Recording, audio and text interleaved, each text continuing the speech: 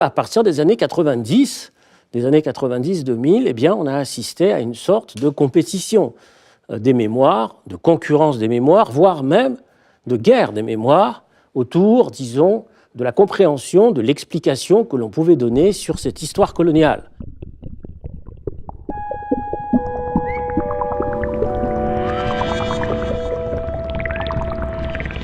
Je vais essayer d'expliquer en quoi cette séquence guerre d'Algérie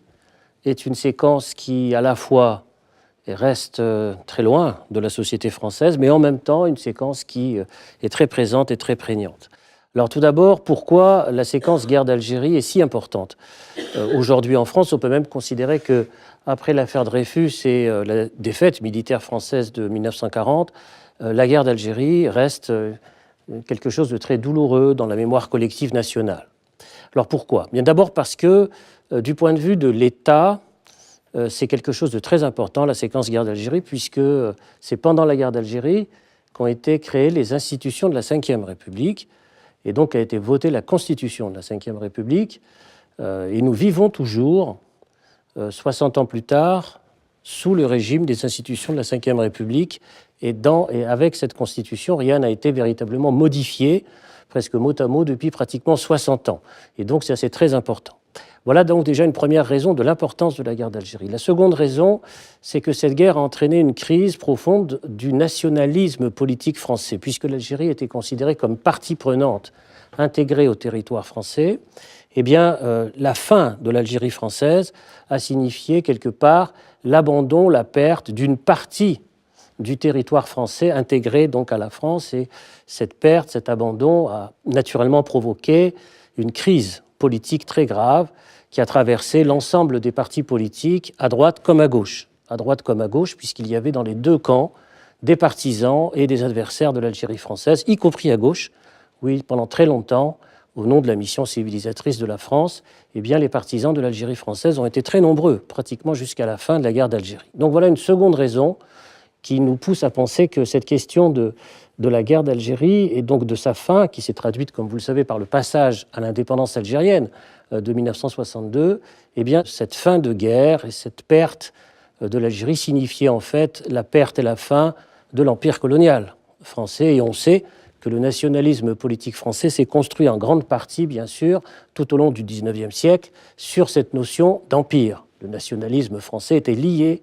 à la notion de l'Empire, et naturellement cette perte et cette fin d'histoire a été vécue très douloureusement et a entraîné même des germes, des embryons de guerre civile à l'intérieur de la société française. Enfin, le troisième aspect qui nous dit toute l'importance de cette séquence, c'est le nombre de personnes en France qui ont été directement touchées, concernées, entraînées dans l'histoire de la guerre d'Algérie. Il y a d'abord 1,5 million de soldats français, 1,5 million, qui ont été en Algérie entre 1954-55 et 1962. C'est considérable, c'est-à-dire que tous les hommes nés entre 1932 et 1942 sont partis en Algérie. C'est un groupe très fort, très important, un groupe mémoriel très puissant, qu'on entend d'ailleurs assez peu dans la société française, et c'est pourtant le groupe le plus nombreux concerné par cette guerre. Le second groupe, bien sûr, les Européens d'Algérie, ceux qu'on va appeler les pieds noirs, près d'1 million, qui ont quitté l'Algérie en 1962 et qui ont eu le sentiment à la fois de l'abandon, de la trahison, donc du ressentiment à l'égard de la classe politique française de manière très forte. Et donc c'est le second grand groupe porteur de cette mémoire, évidemment. Un troisième groupe, moins important bien sûr, les harkis, leurs enfants aujourd'hui, qui ont aussi ce sentiment très fort d'avoir été trahis ou abandonnés. Beaucoup d'entre eux ont été massacrés, notamment dans l'été 62, au moment où la France a décidé de quitter l'Algérie. Un autre groupe qui, lui, est concerné aussi par cette histoire et qui va fonctionner avec, disons, une puissance particulière au niveau de la mémoire, ce sont bien sûr les immigrés algériens en France et leurs enfants, leurs petits-enfants, leurs descendants, puisque pendant la guerre d'Algérie, le nombre d'immigrés en France a été multiplié par 2 entre 1955 et 1962, puisqu'on est passé de 200 000 immigrés algériens en France à près de 400 000 pendant la guerre d'Algérie. Donc on peut dire que c'est pendant cette séquence décisive que le nombre et la puissance, l'importance de l'immigration algérienne en France a été multipliée par 2. Voilà 4 groupes en 1962 4 groupes qui sont directement concernés par cette histoire, puisque la plupart soit sont nés en Algérie, soit ont été en Algérie, pour les soldats par exemple pendant 30 mois, ce qui est considérable, et qui ont donc par conséquent cette histoire dans leur tête, leur cœur, pendant très longtemps, ce qui fait environ en 1962, pratiquement, on peut estimer environ à 3 millions de personnes en 1962. Mais avec les descendants, avec ceux bien sûr qui sont les héritiers directs de cette histoire, on peut estimer que ce nombre naturellement va grossir considérablement, puisqu'il peut monter jusqu'à, bien entendu, 5-6 millions de personnes, si on veut bien additionner les immigrés algériens en France qui ensuite vont venir après l'indépendance de l'Algérie et qui, naturellement, sont nés en Algérie, mais portent en eux toujours cette histoire très douloureuse, conflictuelle, etc. Donc, au total, aujourd'hui, près de 6 millions à 7 millions de personnes, suivant les calculs, sont concernées directement en France, au niveau de la mémoire, qu'elle soit embellie, ensoleillée, joyeuse ou douloureuse, sont concernées par cette histoire de la guerre d'Algérie. C'est considérable. Donc voilà 3 raisons qui nous permettent de comprendre pourquoi cette séquence d'histoire est si importante dans la société française. Pour reprendre ces 3 points, c'est-à-dire la question de l'État, de la nation et des mémoires, aujourd'hui, 60 ans plus tard, pourquoi et comment cette histoire s'est à la fois, disons, poursuivie, transférée à l'intérieur de la société française à travers les générations, et quelle est son importance si on veut rester, bien sûr, sur ces 3 points. D'abord, au niveau de l'État, la question de la Ve République. Je l'ai dit, la guerre d'Algérie a été le moment, en 1958, notamment avec l'arrivée au pouvoir du général de Gaulle, a été ce moment très particulier de naissance d'une république, et donc des institutions qui ont été créées pour la guerre d'Algérie, c'est-à-dire qui donnaient les pleins pouvoirs, la possibilité des pleins pouvoirs, au président de la République, l'article 16, en cas de conflit majeur ou autre, et qui, naturellement, abaissait le rôle du Parlement par rapport au pouvoir exécutif. Aujourd'hui, 60 ans après, on le sait, dans la société française, ces institutions nées d'une guerre, eh bien, sont très vivement critiquées, attaquées, contestées, et beaucoup de personnes, dans la société française d'aujourd'hui, même sans le dire, pensent peut-être qu'une nouvelle république est nécessaire, 60 ans plus tard et 60 ans après la fin d'une séquence de guerre qui est celle de la guerre d'Algérie. Voilà déjà une première interrogation sur ce sujet-là et sur la possibilité du rapport direct d'une séquence à l'autre. La seconde, sur la nation. La question de la nation est très importante parce que, je le disais tout à l'heure, la fin de l'Algérie française signifiait à la fois la crise du nationalisme français et la fin d'un empire, la question du nationalisme étant, selon moi, liée à la question de l'empire colonial. Or, la magie du verbe du général de Gaulle en 1962, c'était précisément de faire quelque part oublier cet affaiblissement du nationalisme français par la question de l'Europe et le problème du passage de la France à une autre dimension qui n'était pas celle, pour reprendre ces termes, de Dunkerque à Tamanrasset, mais de l'Atlantique à l'Oural. Donc on avait un déplacement du centre de gravité, et ce n'est pas un hasard si c'est pendant la guerre d'Algérie que s'est mis en place le couple franco-allemand de Gaulle-Adenauer qui permettait, disons, à la France de retrouver un sens politique du point de vue de son histoire et de son nationalisme qui ne soit pas exclusivement lié à la question de l'Empire et à la question coloniale. Or, nous voyons aujourd'hui, c'est-à-dire 60 ans plus tard, que cette conception d'une nation prise dans l'Europe est en crise. Et que l'Europe, la conception même, l'idée même de l'Europe est en crise aujourd'hui.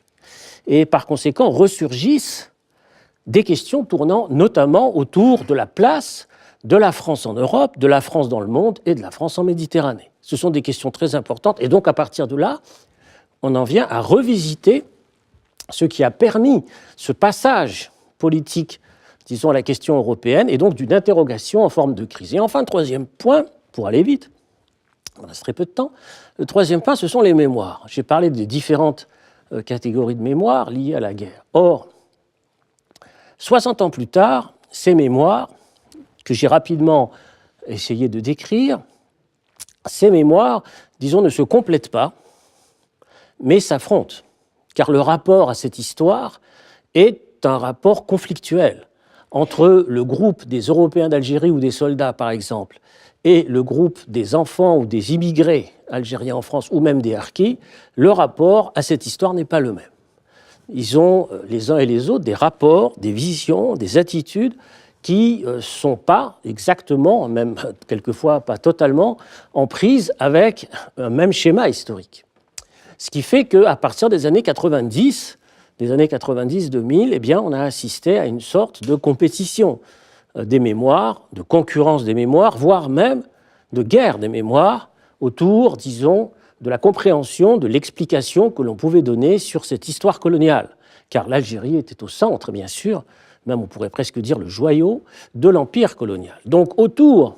précisément, de la conception et du rapport qu'on peut avoir avec cette histoire, eh bien, différents groupes se sont positionnés dans une sorte d'affrontement et de conflit mémoriel. Ce qui fait que, et je terminerai là-dessus, car il me reste très peu de temps, ce qui fait que aujourd'hui, il y a un intérêt très vif pour cette question. Lorsque je commençais à travailler sur cette histoire dans les années 70, il y avait très peu de chercheurs dans la société française, de doctorants, qui travaillaient, on mettait en chantier, disons, des écritures d'histoire, non seulement sur l'Algérie, mais sur la question coloniale au sens large. Or, aujourd'hui, 60 ans plus tard, eh bien, il y a beaucoup de chercheurs en France qui se préoccupent